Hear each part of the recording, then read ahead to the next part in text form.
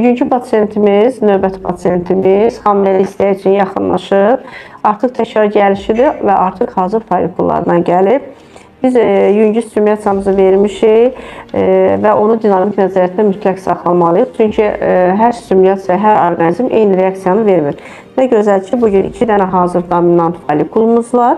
18 biridir, 20 midi biri. Endometriumuzda 7-5. Artıq qaldı növbəti müayinədə folikulun ovulyasiya olub-olmadığına baxmaq.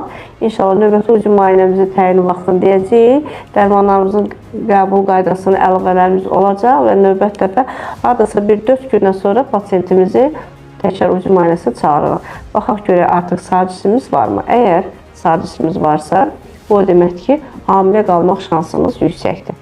Çünki həmin o sarcisin varlığı ilə əlaqədə bizim növbəti xəqi analizimiz və yaxud da testimizin cavabını gözləyirik.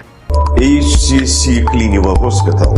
Sağlamlığınızı bizə etibar edin.